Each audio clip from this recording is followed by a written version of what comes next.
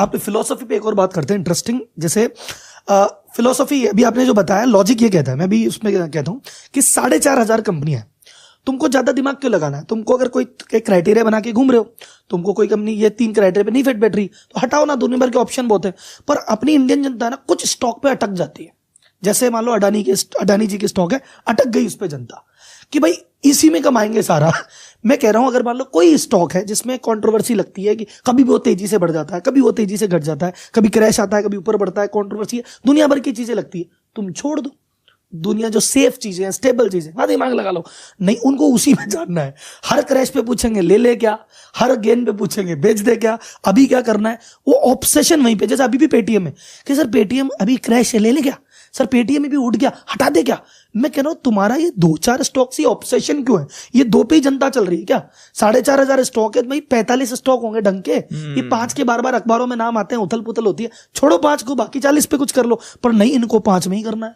ये आपने ना बहुत अच्छा स्टॉक सिलेक्शन क्राइटेरिया बता दिया यहाँ पे। मैं आपको सिंपल सा पॉइंट बोलता हूं, इससे हम टेक्निकल लैंग्वेज में कहते हैं ओनरशिप बायस। जैसे कोई मेरा हो जाता है, मुझे उसमें वैल्यू ज्यादा दिखती है, और जब वो टूटता है तो उसमें और वैल्यू दिखती है, क्योंकि वो तो है तो मेरे पास ही। और हमारी आदत क्या होती है, फॉर एग्जांपल हम लोग एक डॉक्टर है, हम क्वालिफाइड आईएएस ऑफिसर है, और हम स्टॉक मार्केट में आ रहे हैं, तो हमें लगता है जिस तरीके से मैं मेरे प्रोफेशन में हमेशा सही रहता हूं, यहां पे भी मैं हमेशा सही रहूंगा। तो हम मान ही नहीं पाते कि हम गलत हो रहे हैं। और आपका फिल्टर ये हो गया, एक ऐसा स्टॉक में अगर आप अपना ओनरशिप पैटर्न को रेगुलरली ट्रैक कर रहे हो और आपको पता चल रहा है कि ये स्टॉक में रेगुलरली रिटेलर अपना माल बढ़ा रहे हैं, ये हर एग्जांपल में होगा, चाहे सुजलॉन हो, चाहे डीएचएफएल हो, चाहे येस बैंक हो, पुराना, चाहे आप कोई सा भी सिल्टेप ले लो, कोई सा भी स्टॉक ले लो, आपके लिए ये बहुत प्यारा फिल्टर हो गया और बहुत अमेजिंग फिल्टर हो गया। एक ऐसा स्टॉक जिसमें रिटेल इन्वेस्टर की होल्डिंग क्वार्टर ऑन क्वार्टर बढ़ रही है, आपको उससे बचना है। एक ऐसा स्टॉक जिसमें एफआईआईस की, डीआईआईस की और इंस्टीट्यूशन की होल्डिंग क्वार्टर ऑन क्वार्टर बढ़ रही है, उसमें आपको ध्यान लगाना है। क्योंकि क्या आपने कभी सुना है कि एक बड़ा इंस्टीट्यूशन ने कोई एक चिट्टा पिट्टर स्टॉक को उठा लिया, पेनी स्टॉक को उठा लिया? वो नहीं देखते हैं, उनको कोई मतलब नहीं पड़ रहा कि येस बैंक कहां जा रहा है, नहीं जा रहा है, या उनको येस बैंक तो चलो अब फिर भी अभी काफी सरकार ने संभाल लिया और एसबीआई वगैरह के सपोर्ट आ गया, तो उसके बाद से ठीक हो गया। बट कोई सा भी पेनी स्टॉक ले लो, एक्सवाईजी, जिसके हमें बहुत मैसेजेस भी आते हैं, टेलीग्राम पे बताए जाते हैं, क्या एफआईआईस की वहां पे होल्डिंग बढ़ती है? उन स्टॉक में आपको पता चलेगा 50, 60, 70% रिटेलर्स के पास है। अगर 70% रिटेल आदमी के पास है तो उसको हर लेवल पर रेजिस्टेंस मिलेगा और हर लेवल पे वो टूटेगा ऊपर जाके। तो ये आप फिल्टर लगा लो, एक ऐसा स्टॉक जिसमें regularly FIIs, institutions, mutual funds holding बढ़ा रहे हैं, वो आपकी एक पॉजिटिव लिस्ट में आना चाहिए। एक ऐसा स्टॉक जिसमें रेगुलरली रिटेल इन्वेस्टर्स अपनी होल्डिंग बढ़ा रहे हैं, वो आपकी एक नेगेटिव लिस्ट में आना चाहिए, उसमें आपको थोड़ा बचना चाहिए। अगर आपके पास बहुत ज्यादा उसमें होल्डिंग है तो उसमें सावधान होना चाहिए। एक recent example, and it's again not a recommendation, strictly IEX. पिटा क्यों आईएक्स? आप देखो उसमें रिटेलर की कितनी होल्डिंग आई है, हर जगह चल रहा है कि भाई ये रिवलाइज कर देगा, ये तो सोल प्लेयर है, इसका कोई कंपटीशन नहीं है मार्केट में, ये तो ओनली एक्सचेंज है जहां पे ऐसा काम होता है, ये तो बेस्ट है। जब इतना ज्यादा उसको पब्लिसाइज किया तो ऑब्वियसली उसमें रिटेलर्स ने भर भर के पार्टिसिपेट किया और बाद में दिक्कत आई। बट सबसे मेन 3 बड़ी गलती होती है, अगर आपको उनके थोड़ा सा भी शक लग रहा है कि आदमी इन 3 में से एक चीज कर सकता है तो उनसे दूर रहो।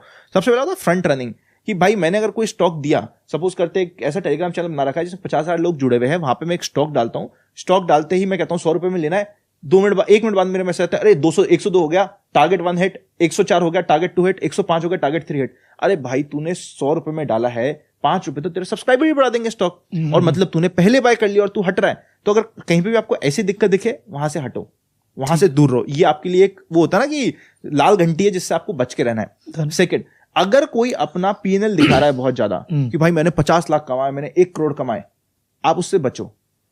मेरे को हमारे बड़े बुजुर्ग क्या कहते थे, कभी भी अपनी इनकम किसी को बतानी नहीं चाहिए, चाहे कितनी भी कम है कितनी भी ज्यादा हो। यहां पे अगर कोई हर दिन का बता रहा है तो मैं सिंपल सा क्वेश्चन है जो काफी एक सेंसिबल क्वेश्चन भी, अगर आपको दिखाना है तो पूरा दिखाओ, 5 साल 6 साल 10 साल का दिखा दो पूरा। नहीं दिखाना तो फिर एक दिन का दिखा के मुझे क्या बता रहे हो, सिलेक्टिव मत दिखाओ। एक दिन का क्यों बता रहे हो? मैंने आज तक कभी भी अपना पीएनएल नहीं दिखाया, ना एक दिन का दिखाया ना 1 साल का दिखाया। अब चलो हमारी कंपनी है, प्राइवेट लिमिटेड कंपनी, उसके फाइनेंशियल्स अवेलेबल है, वो एक अलग बात हो गई, अब उसका मैं कुछ नहीं कर सकता, वो अवेलेबल है। बट मैंने मेरा पीएनएल एज अ रूल मैंने एक बार दिखाया था, मतलब एक ट्रेड का दिखाया था, और मैंने उसमें बोल भी दिया था कि मैं दिखाऊंगा। मेरे दादाजी भड़क गए कि भाई ये तुम्हें अभी ऐसी समय आ गया कि तुम्हें अभी पैसे दिखा दिखा के करवाना पड़ रहा है, तुम क्या कर रहे हो? ये 2020 की बात है जिस समय मैंने स्टार्ट ही किया था काम। तो एक दिन वाले पीएनएल से ल्यूर होकर आपको कभी भी नहीं जाना कि अरे ये कमा रहा तो मेरे को भी कमा के दे देगा। भाई ये तुम्हारे पैसों पे ही कमा रहा होगा, तो ये चीज से बढ़ना है। थर्ड, अगर कोई तुम्हें ये विश्वास दिला रहा है कि तुम दिन के 5%, 10%, 25% कमा सकते हो, जो लॉजिकल नहीं है, तो वो आपको दूर है, वो रेड घंटी है। आपको कह रहा है कि भाई मेरे तो हफ्ते के 10% बचते हैं, कोई कह रहा है हफ्ते के 2% की मेरी स्ट्रैटेजी है, हफ्ते की 1% की स्ट्रैटेजी है जिसमें 10% का ड्रॉडाउन भी हो सकता है इमीडिएटली, मैं फिर भी कह दूंगा चल मान लिया। या महीने की मैं कह रहा हूं कि 2-3% मेरा आ रहा है, 3% का रिटर्न है और 20% का रिस्क है, अगर वो रिस्क भी साथ में बता रहा है और रिटर्न को बता रहा है 2% में निकालने की कोशिश करूंगा, समझ आ रहा है। पर इससे ऊपर पॉसिबल ही नहीं है, चाहे आप कितना भी रिस्क ले लो। Higher the risk higher the return. तो अगर कोई आपको ये बता रहा है कि मेरे महीने में 2% आता है इस स्ट्रैटेजी में, तो एट द सेम टाइम क्या वो आपको ये भी बता रहा है कि ड्रॉडाउन आए तो सीधा एक ही महीने में 20% का भी आएगा? क्योंकि आप देखो 2% ले क्यों रहे हो? इसलिए रहे हो क्योंकि कभी मेरे को एक साथ ड्रॉडाउन आया तो मेरा कवर होना चाहिए, ऐसी आपकी स्ट्रैटेजी है। तो दोनों साइड ऑफ पिक्चर बता रहा नहीं बता रहा, ये 3 मेन चीज है जिसको ध्यान रखो। और मार्केट में काम करने का सिंपल सा तरीका है, स्लोली एंड ग्रेजुअली स्टार्ट करो। इंट्राडे भी बहुत अच्छा होता है। मैंने यहाँ पे शायद कुछ बातें इंट्राडे के लिए कई बार मना कर दी हो, बट मैं खुद भी इंट्राडे रेगुलरली करता हूँ, डिस्कस करता हूँ, बात करता हूँ। पर एक ग्रेजुअल प्रोसेस है, उस प्रोसेस में जाओ कि म्यूचुअल फंड का भी पोर्टफोलियो है, स्टॉक सीख रहे हो, फिर इंट्राडे कर रहे हो, इंट्राडे में पता है क्या रिस्क है। सीख के काम करोगे तो आप इतना ज्यादा सस्टेन कर पाओगे, मार्केट में टिके रहोगे। इंट्राडे में भी क्या है, आपके एक दिन में कमा लोगे नहीं, टिके रहना, क्रीज पे टिके रहने के भी आपको रन मिलते हैं।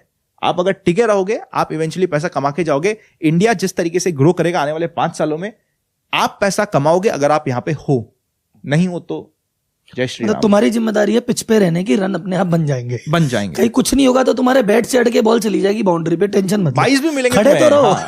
खड़े तो रहो तुम। और धीरे धीरे क्या तुम 2-5 ओवर मेडन निकालोगे, वो सामने वाला थक के हल्की बॉल फेंक देगा, तब छक्का मार देना, पर पिच पे खड़े रहना था। तो भैया ये मान के चलना कि तुम्हारी सफलता बहुत सारे लोगों को पसंद नहीं आएगी, और उसका उनका एक ही तरीका है कि क्रिप करेंगे, बातचीत करेंगे, टांग खींचेंगे, बस ध्यान मत देना, लगे रहना। फिर जब वो आएंगे तो आनंद भाई ने कहेगा कि सर हिला देना कि हाँ नहीं बेचाना है भाई। तो वो पता ही है तो। और ना दोस्तों की चिंता मत करो, आपने बिल्कुल सही कहा। जब तुम स्ट्रगल कर रहे हो ना, तुम्हारे कोई दोस्त नहीं होता। एक बार तुम सक्सेसफुल हो जाओगे, दोस्तों की लाइन लगी रहेगी तुम्हारे दोनों हाथ फैला के। देखो आनंद भाई ने भी क्या ना, ठुकरा के मेरा प्यार तो इंतकाम देखेगा। तो आप तो सोचे कोशिश करोगे, आपका जब दिल टूटेगा ना, कई बार क्या होता है कि कई बार आदमी से, जैसे एक बहुत अच्छी लाइन है कि good is the enemy of great. आदमी महान क्यों नहीं बन पा रहा? क्योंकि वो गुड है। आदमी जिंदगी उसकी क्या ठीक ठाक चल रही है, बढ़िया, ठीक ठाक घर है, ठीक ठाक गाड़ी है, ठीक ठाक दोस्त है, ठीक ठाक मजे है। वो ठीक ठाक के चक्कर में रह गया। टॉप पे कौन खींच के पता है कि यार मेरे दोस्त ही नहीं, क्या करूं, तो फिर मैं यही कर रहा हूं। अब यार गाड़ी ठीक नहीं, गाड़ी है ही नहीं, मैं तो बस में जाता हूं, तो क्या करूं? तो जिसके पास नहीं था ना, वो गुड के चक्कर में फंसा ही नहीं, वो सीधे ग्रेड पे निकल गया। और जो गुड पे मतलब कंफर्टेबल होकर रुक जाते हैं। मेरे कई लोग बिजनेस में जिनकी ग्रोथ नहीं हो पा रही, कारण क्या है? विजन नहीं है। विजन क्यों नहीं है? क्योंकि अटक गए। वो कहते राहुल जी लाख रुपए की कमाई है, 2 लाख रुपए के हमारे खर्चे हैं, 2 लाख हम कमा लेते हैं, घर है ही, गाड़ी है ही, बच्चे अच्छे स्कूल में जाते ही है, और क्या चाहिए? बस वही उनकी जिंदगी खत्म। वहां वो कहते हैं कंफर्टेबल हो गया ना, खत्म हो गया। तो कंफर्टेबल नहीं होना।